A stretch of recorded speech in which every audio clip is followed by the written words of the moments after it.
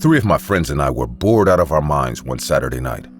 Our college exam week had just ended, and we all needed something to do to take our minds off what our grades could be. We were all playing video games at my place when one of my friends, Jeff, received a notification from his phone. Someone he followed on Twitter just posted an announcement for a house party not so far away from where we were. When I asked Jeff who the host was, he just shrugged. "I don't know," he said. "She looked cute, so I followed her last month. I didn't really pay attention." None of us were surprised. Jeff had a well-known weakness for pretty faces. Still, we thought his raging hormones might have been a good thing for once.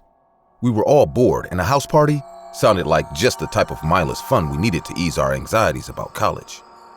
Before we left, I grabbed my emergency inhaler from my bedroom. I had pretty bad asthma, so I kept an inhaler for it with me at all times whenever I went outside. I pocketed my inhaler and joined my friends in a carpool to the house party.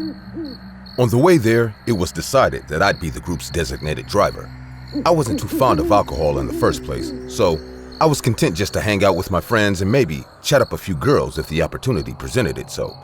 I drove us for a good hour or so with Jeff giving me directions before he told me to stop the car.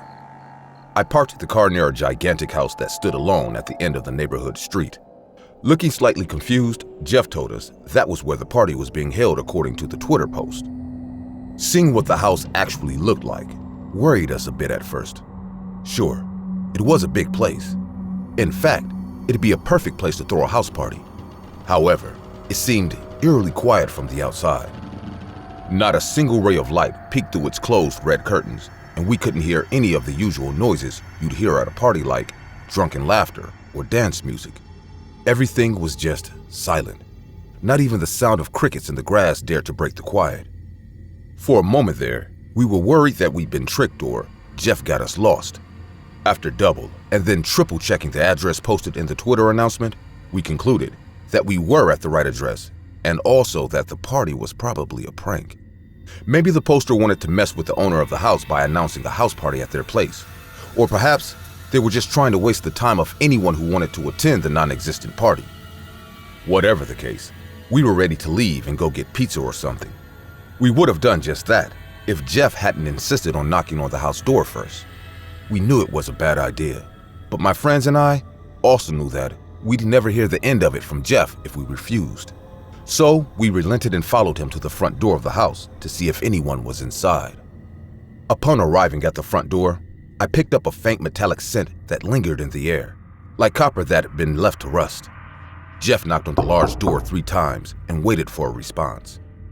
We didn't hear any noise come from inside, but the door opened only seconds later.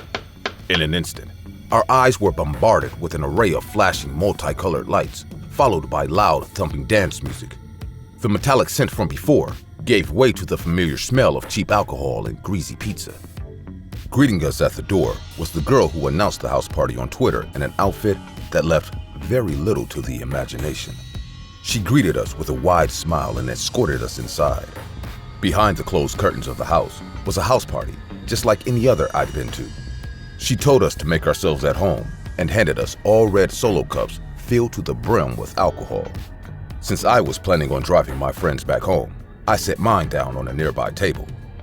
Jeff shot us an "I told you so" look before running off to chase some skirts. For a while, everything was great. My friends had fun drinking and eating the food on offer while I talked to some new people. The curtains always remained closed, but I never thought to question it. As the night went on, the metallic scent from before returned. I didn't mind it too much. It wasn't a pleasant smell, but then again, I've smelled worse things at parties. I just assumed that someone must have gotten a nosebleed or forgot their tampons or something. At some point, I started to feel my asthma act up, probably because I was exerting myself too much while dancing. It wasn't anything a huff from my inhaler couldn't fix though. I shook my inhaler, put it to my mouth, and squeezed out its contents. My eyes were closed as I inhaled the chemical cocktail. I counted to 10, like I'd done a million times before, and exhaled my breath. The stiffness in my chest alleviated as the medicine did its thing. I opened my eyes again, with plans to continue partying. Instead, I was met with a nightmarish fleshscape. I was no longer standing in a house, or if it was a house, it was one that came straight from hell. The walls were made of red, pulsating flesh that expanded and contracted in rhythmic unison, as if the house itself were breathing. The floors were carpeted by a layer of pink, watery muscle that squished under my feet like a soft tongue. Where there once was a door, was instead 2 rows of vertical teeth that were tightly clasped against one another. That wasn't the worst part, though. There were still people in the house. Partygoers were dancing and drinking to throbbing music that was, in reality, just the sound of the living house breathing in and out. They all appeared to be half-digested, with many of them missing huge chunks of flesh from their faces and torsos, exposing white bones and revealing empty holes where their organs were supposed to be. It was as if they'd been eaten away by acid from the inside out. None of them seemed to notice that they were missing most of their bodies. They just kept dancing to the sound of the living, breathing house on its carpet of flesh as bits of their own flesh fell off.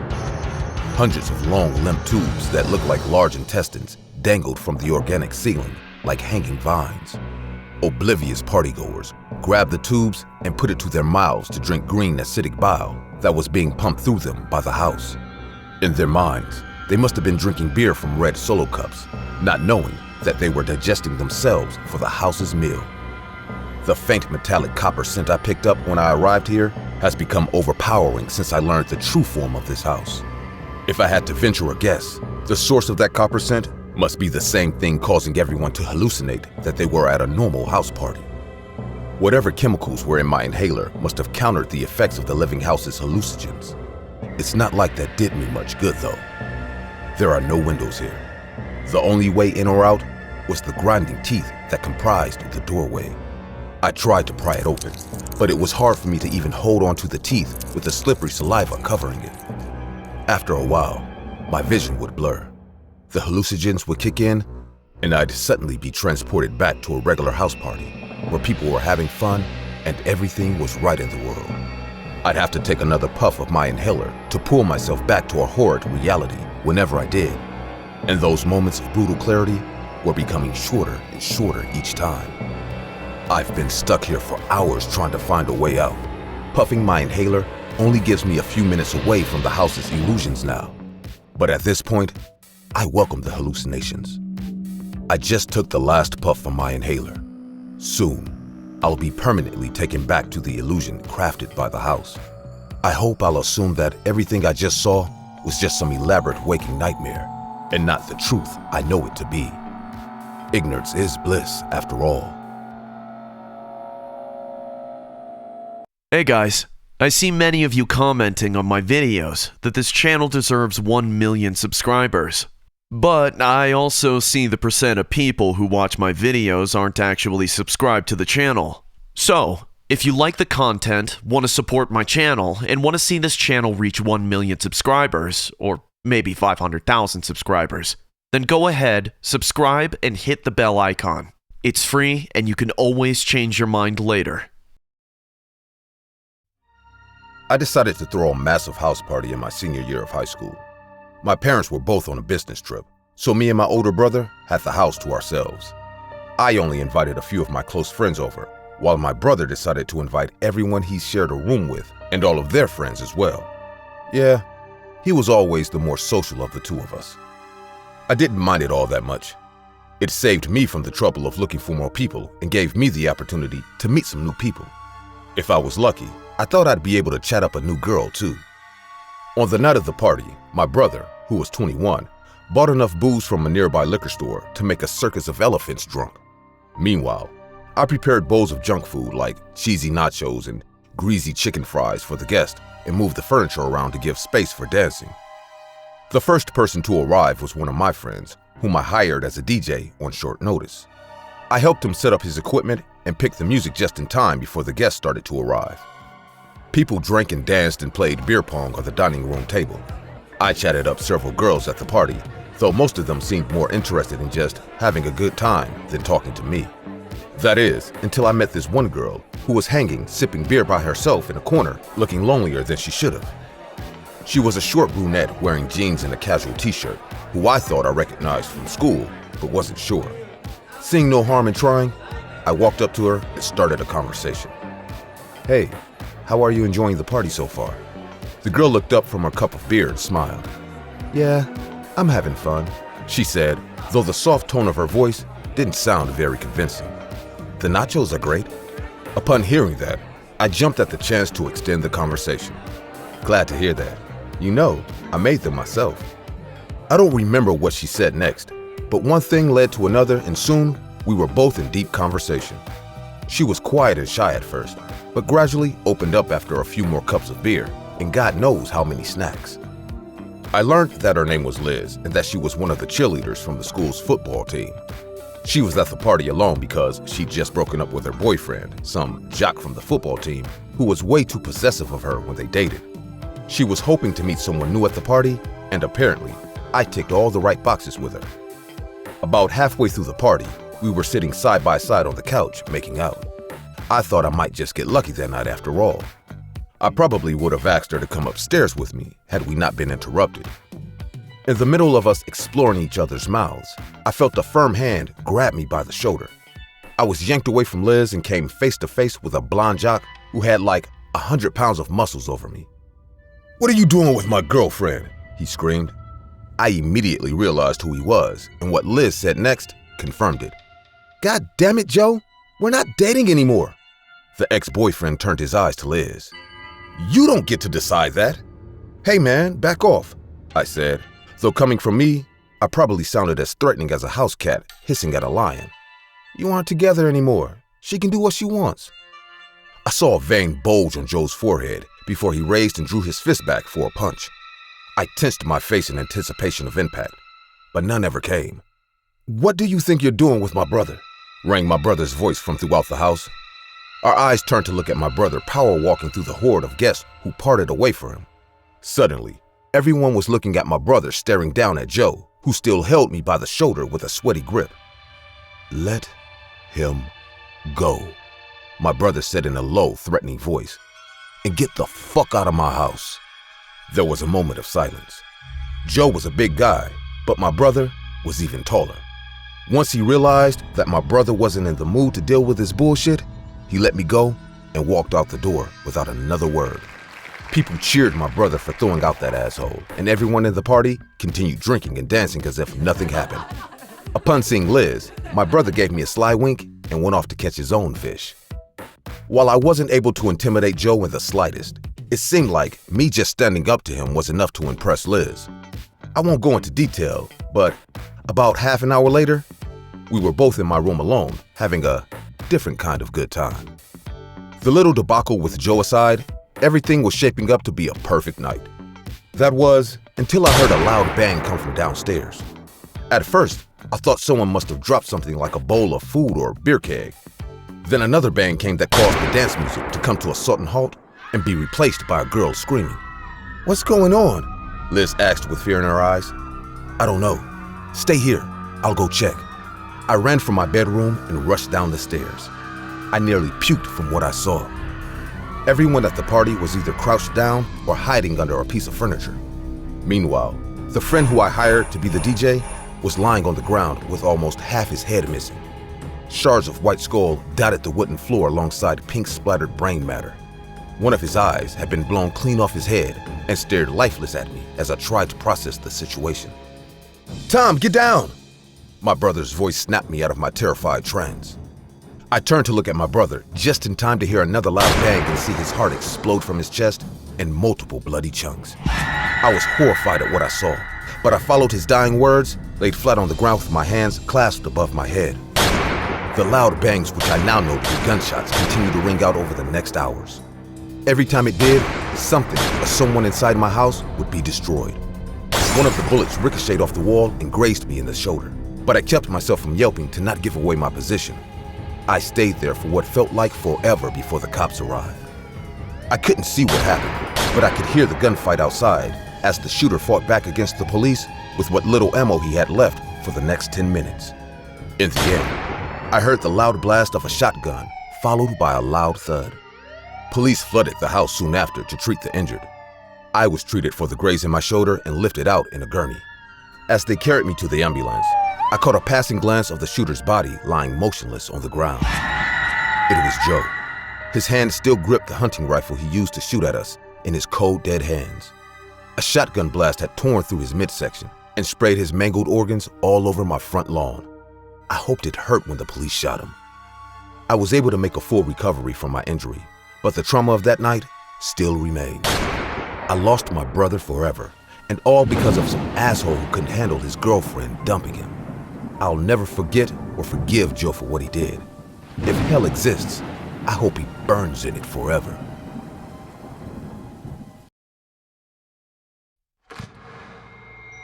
Near the end of my final school year, the quiet kid in my class held a house party and invited everyone in our grade for it.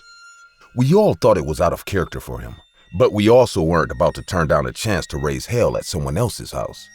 Most of us guessed that he probably wanted to throw one last hurrah before we all had to enter the cruel and boring world of adulthood.